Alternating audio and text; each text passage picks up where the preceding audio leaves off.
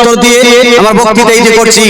এখানে একজন প্রশ্ন করেছে, কেউ যদি হারামকারী করে আর হারামটা যদি প্রকাশ হয়ে যায়, প্রকাশ্যভাবে যদি হারাম করে তার পিছনে নামাজ চলবে কিনা? তো শুনুন, প্রকাশ্যভাবে যেই ব্যক্তি হারাম কাজ করে তাকে বলা হয় ফাসিকি মুলিন।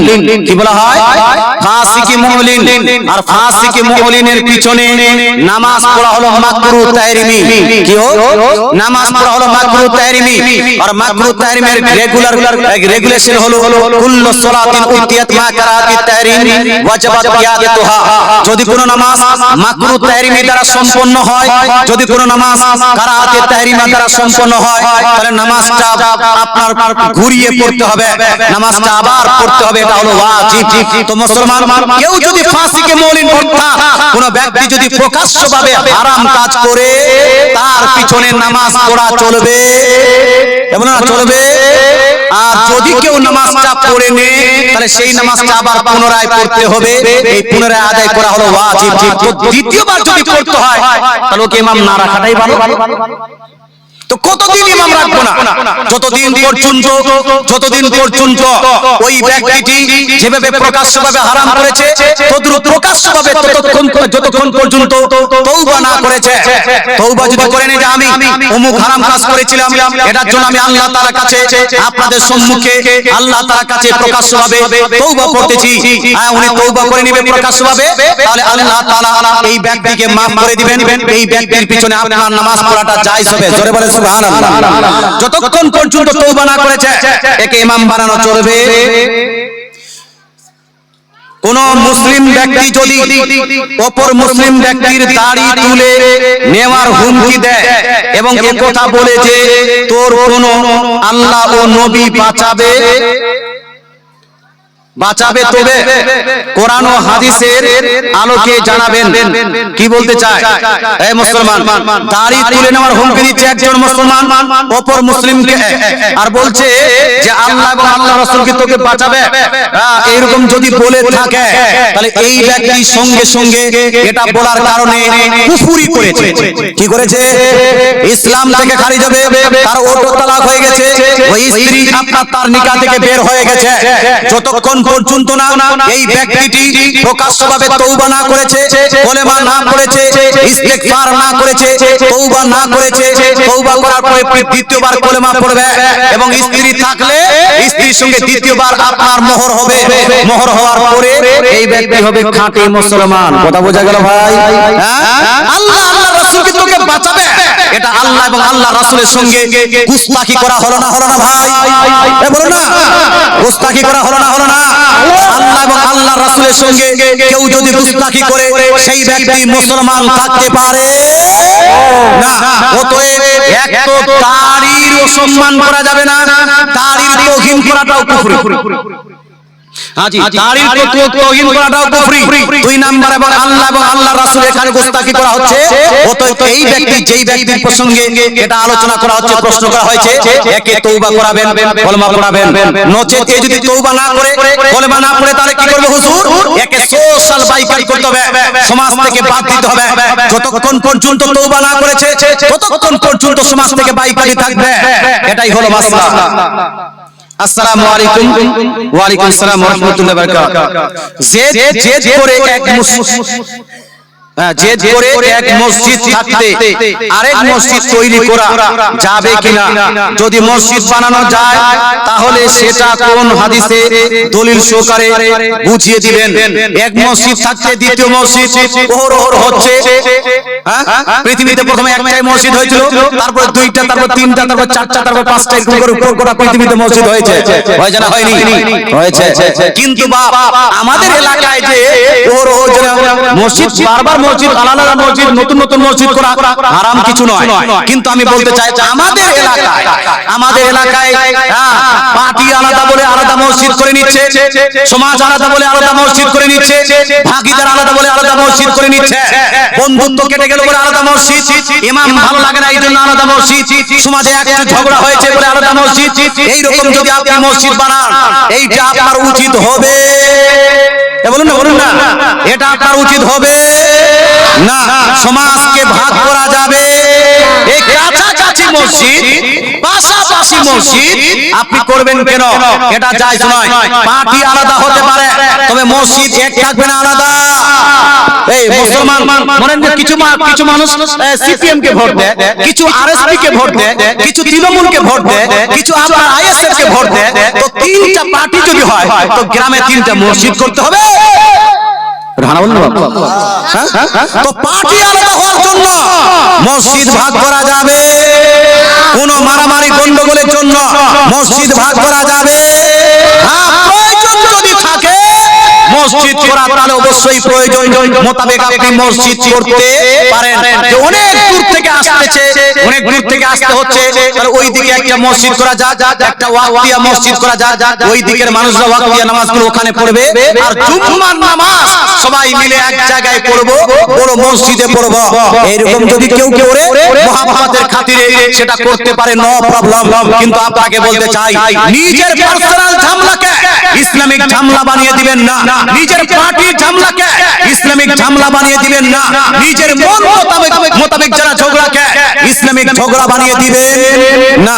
আল্লাহ তাআলা বুঝার তৌফিক দান করুন, আমল করার তৌফিক দান করুন, বলেন আমিন। একজন স্ত্রীর কি শুধু স্বামীকে মানবে, না একজন স্বামী তার স্ত্রীকে মানা উচিত? মানা মানে কি? সম্মান করা। তো মানা অনেকগুলো আছে না, মান জাতা মানে মান্নত করাকে মানা বলে। পীর মানা, মৌলবি মানা, স্বামী মানা। এ মুসলমান, সম্মান যদি বলেন তো ইসলাম বলছে স্বামী যেভাবে স্ত্রী স্বামীর রেসপেক্ট করবে, স্বামীকে সম্মান করবে, স্বামীর ভালোবাসা স্বামীকে ভালোবাসবে, তদ্রূপ একজন স্বামীর জন্য জরুরি কম্পালসারি হলো নিজ স্ত্রীকে সম্মান করা, নিজ স্ত্রীকে রেসপেক্ট করা, নিজ স্ত্রীকে ভালোবাসা। কোন স্বামীর জন্য স্ত্রীকে গালি দেওয়া চলবে। আজকাল আমাদের এলাকার লোক নিজেকে মরদ মনে করে, মরদ বুঝে না মানে নিজেকে স্বামী মনে করে, যদি কোথায় কোথায় স্ত্রীকে গালি দিতে পারে, কোথায় কোথায় স্ত্রীকে মারতে পারে, কোথায় কোথায় স্ত্রীকে লাঞ্ছিত করতে পারে, কোথায় কোথায় স্ত্রীকে পদদলিত করতে পারে, অন্যের সামনে স্ত্রীকে লাঞ্ছিত করছে, তখন মনে করছে যে আমি হলাম মরদ। কিন্তু না রে ভাই, না। আপনাকে বলতে চাই, আল্লাহ তাআলা রাসূল বলছেন পৃথিবীর মধ্যে দুই জনের মধ্যে সবথেকে প্রকৃত ভালোবাসা যদি হয়ে থাকে সেটা হলো স্বামী আর স্ত্রী। জোরে বলে সুবহানাল্লাহ। স্বামী স্ত্রীকে ভালোবাসবে, স্ত্রী স্বামীকে ভালোবাসবে। ইসলাম বলছে স্বামী স্ত্রীকে সম্মান করবে, স্ত্রী স্বামীকে সম্মান করবে। ইসলাম বলছে স্ত্রী স্বামীকে আপনার মর্যাদা দিবে, স্বামী স্ত্রীকে মর্যাদা দিবে। দুই দিক থেকে লাগবে, কারো মর্যাদা নিয়ে টানাটানি করা যাবে। বুঝতে গেল ভাই? এ মুসলমান, আর বিশেষ করে খবরদার, হোশিয়ার, নিজের বাপের সামনে, মায়ের সামনে, নিজের ছেলে মেয়ের সামনে, সমাজের সামনে স্ত্রীকে গালি দিবেন না, স্ত্রীকে ছোট করবেন না, স্ত্রীর গায়ে হাত তুলবেন না। আমি দেখছি মুসলমান, এই যে আপনারা কোথায় কোথায় যে কারো সামনে হাত তুলেন, আচ্ছা বলেন তো, আপনি যদি আপনার স্ত্রীর গায়ে তিনটা থাপ্পড় মারেন, কয়টা? তিনটা। আর আপনার স্ত্রী রাগ কন্ট্রোল না করতে পেরে আপনাকে মাত্র একটা থাপ্পড় দিল, কয়টা? একটা। বলুন তো, মান সম্মান কার বেশি যাবে, স্বামীটার না স্ত্রীর? এজন্য না কা তার স্ত্রীরা কত কন্ট্রোল করে আছে, স্বামীরা হলো তার কাটা। স্বামীরা কি? এরা হলো তার কাটা। একটু রাগ আসে ধরা মেরে দিচ্ছে। তোরা মারকে, ওদের রাগ আসে না, আসে না? ওর মনের মারে দিব নাকি, কিন্তু আর ভাবছে মেরে দিব। স্বামী জান তো দেখেন কতটা সম্মান করেছে। হে মুসলমান, আপনাকে বলতে চাই, কিন্তু কোন ওইরকম যদি স্ত্রী পড়ে ও কিছু ভাববে না, মা না মানে আমাকে যখন 4-5টা দিচ্ছে আমি একটা দিয়ে দিই, ওই একটা দিবে, একটা যদি আপনি খেয়ে নেন, একটা থাপ্পড় যদি আপনি খান, সারা জিন্দেগিতে আপনাকে বলবে বহু মার খাওয়া লোক। বলবে না? তাই মান সম্মান যদি বাঁচিয়ে রাখতে চান, স্ত্রীকে সম্মান করুন। আল্লাহ তাআলা আমাদের সবাইকে মানুষের, মানব জাতির সম্মান করার তৌফিক দান করুন, বলেন আমিন। আর আপনাকে শান্তি দিবে, আপনাকে চ্যান দিবে, আপনাকে স্যাটিসফ্যাকশন দিবে, আপনার শান্তি নিয়ে আসবে। আপনার স্ত্রীরা কত স্ত্রীকে অনেক বেশি ভালোবাসবেন, সম্মান করবেন। যাই হোক, আমাদের আপনার ভাইরাল বক্তা, পশ্চিম বাংলার তাবড় বক্তা, যাকে দেখে ওয়াহাবিরা ভয়ে পালাচ্ছে, ওয়াহাবিরা অনেক জায়গা আবার ওয়াহাবিরা সুন্নি হয়েছে। আলহামদুলিল্লাহ। আলহামদুলিল্লাহ আমাদের লেকচারে শুধু ওয়াহাবিরা আপনার রাগ করে না, বরং অনেকগুলো জায়গাতে আমরা দেখেন এই দুইজন গিয়ে গঙ্গরামপুরে একটা গ্রামকে চেষ্টা করছি তাবলীগের গ্রাম, পাকা তাবলীগের গ্রাম ভুল করে আমাদের দুইজনকে দাওয়াত দিয়ে দিয়েছিল, ভুল করে দাওয়াত দিয়েছে।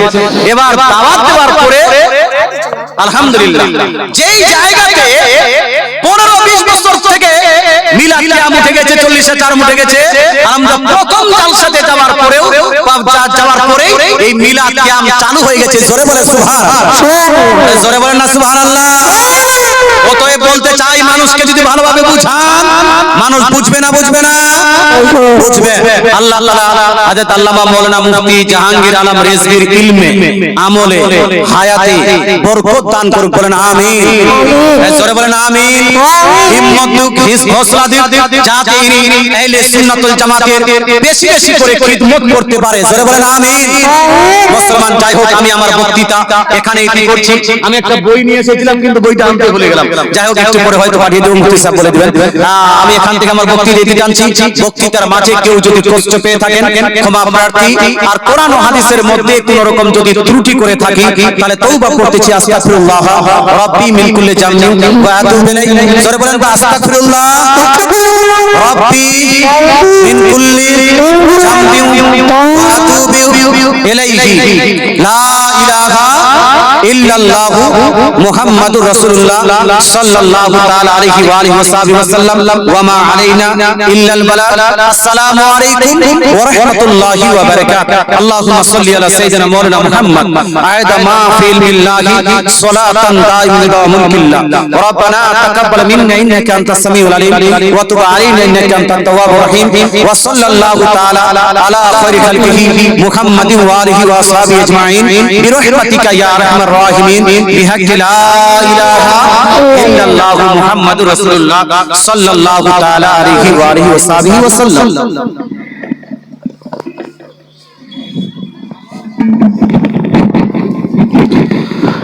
रंगे निशाद बज़्मे दो आलम पे छा गया, रंगे निशाद बज़्मे दो आलम पे छा गया। जिस दिन का इंतजार था वो दिन आ गया हज़रात। दो घंटे में आप लोगों को कई सालों का कष्ट देके गए हज़रत। हम लोगों को इन पर अमल करना है और चलना है ताकि दुनिया में भी कामयाब हो और आखिरत में भी कामयाब हो। आप लोग अपने माथे की निगाहों से देख रहे हैं